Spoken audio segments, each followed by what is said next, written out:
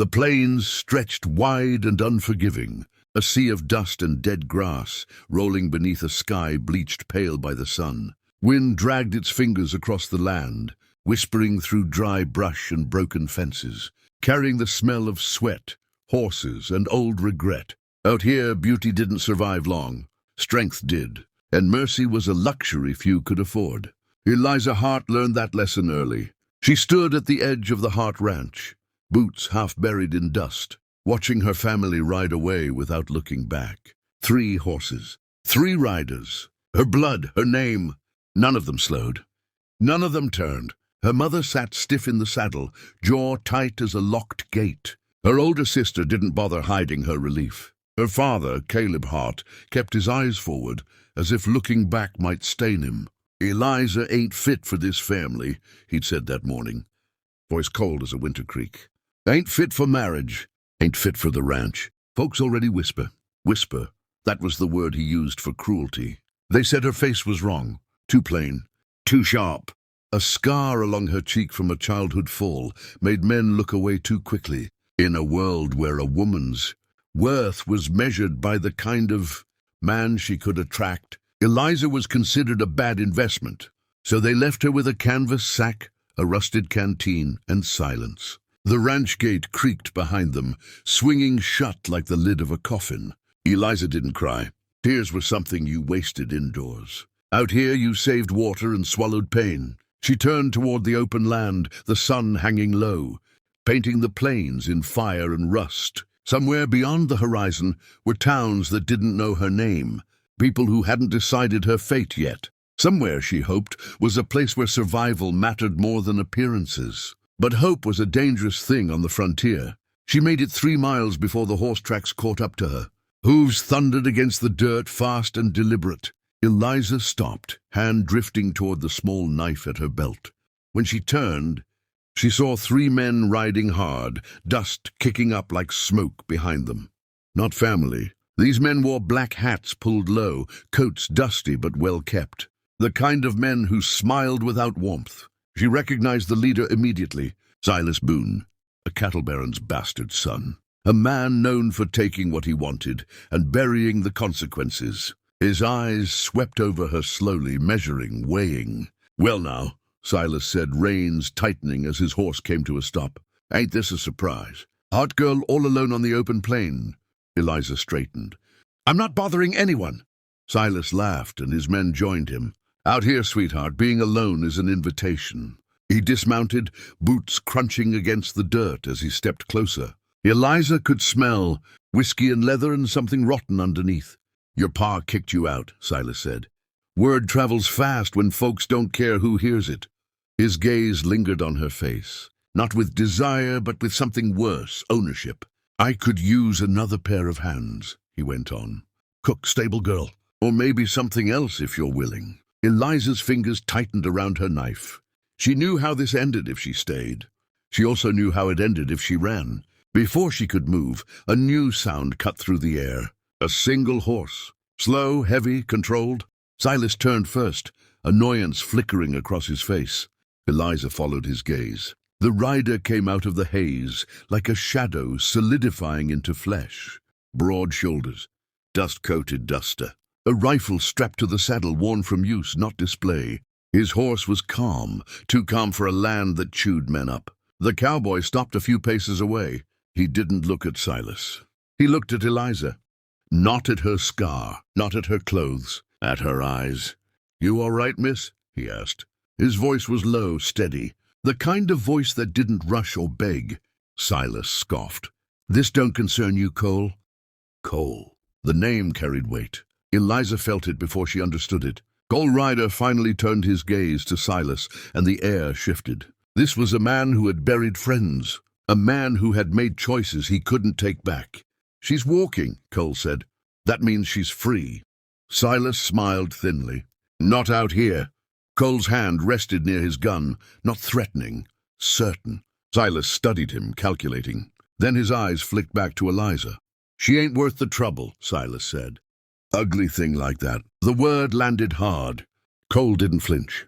Instead, he swung down from his horse and stepped forward until he stood beside Eliza, close enough that she could feel the heat from him, close enough that Silas noticed. Cole spoke quietly, but every word carried. "She is my woman now."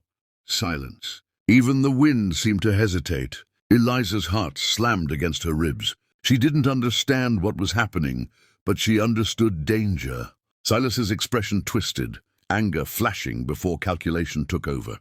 "Since when?" Silas asked. "Since I said so," Cole replied.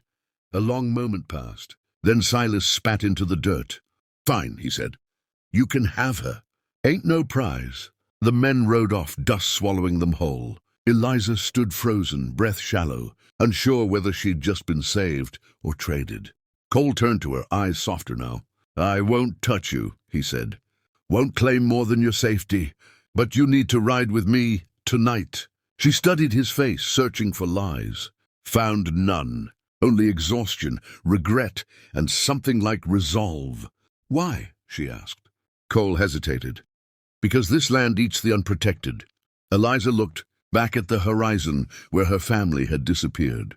Then she took his hand. Night came down hard on the plains, fast and merciless, as if the land itself wanted to hide what it had witnessed. The sky burned red at the horizon before surrendering to black, stars punching holes through the darkness. Cole Rider rode without hurry, but without pause, his horse cutting a steady line through the dust.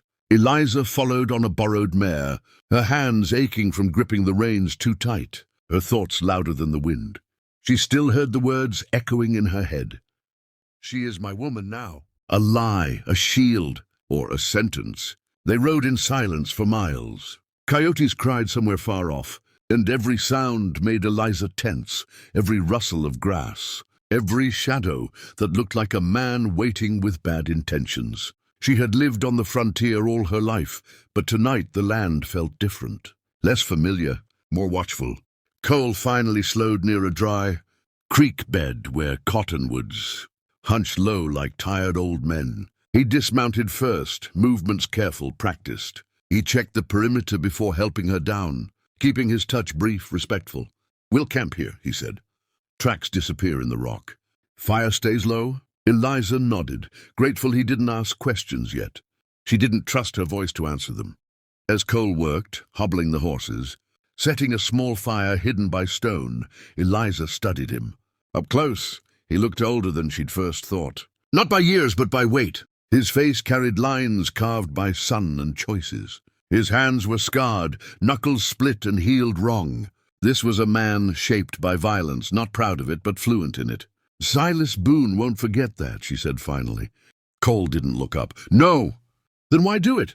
He paused, firelight flickering across his eyes. "Because I've seen what happens when men like him decide a woman's fate." That was all he said, but it was enough. They ate in silence, hardtack and beans, the kind of meal that filled your stomach but not your spirit. When Eliza finished, she wrapped her arms around herself, the night cold seeping through her bones. "You can take the blanket," Cole said, tossing it toward her. "I'll keep watch." "You don't sleep?" "Not much." She hesitated. "You don't know me." Cole met her gaze. "I know enough." Eliza lay back against her saddle, staring up at the stars. For the first time since her family rode away, she allowed herself to feel something crack inside her chest. Not grief, not yet. Something closer to relief and fear of trusting it. Sleep came in pieces. She woke to the sound of hooves. Cole was on his feet instantly, rifle in hand, body between her and the darkness. 3 riders emerged from the shadows, slow and deliberate. Not Silas, but not friendly either. Bounty hunters. They wore the look of men who followed money, not law. One of them smiled when he saw Cole. "Well, I'll be damned," the man said. "Cole Rider! Thought you were dead!" Cole's jaw tightened. "Not yet." "Our employer might be disappointed," another said, eyes flicking to Eliza. "Says you ride with a woman now." Eliza's blood ran cold. Silas had been busy. The leader tipped his hat. "Hand her over, Rider, or step aside." Cole raised his rifle. "Ride away." The standoff stretched, thick as molasses. Eliza's heart hammered so loud she was sure they could hear it. Then a shot cracked the night. Chaos exploded. Horses screamed. Men shouted. Cole moved like a storm, fast, brutal, precise. Eliza scrambled for cover, dirt spraying her face as bullets tore into the ground where she'd been moments before. It was over as quickly as it began. 2 men lay bleeding. The third rode off screaming into the dark. Cole stood breathing hard, blood on his sleeve, none of it his. Eliza stared at him, shaken. "They're hunting you," she said. "Yes, and now me." He nodded once. "I'm sorry." "For what?" "For dragging you into this." Eliza looked at the bodies, at the endless dark beyond the firelight, at the man who had lied to save her life. "No," she said quietly. "You didn't drag me. You gave me a chance." Cole studied her then, not as something to protect, but as someone who had chosen. At dawn, they rode again. Toward his ranch, toward his past, toward the truth that Silas Boone was not the worst thing waiting for them.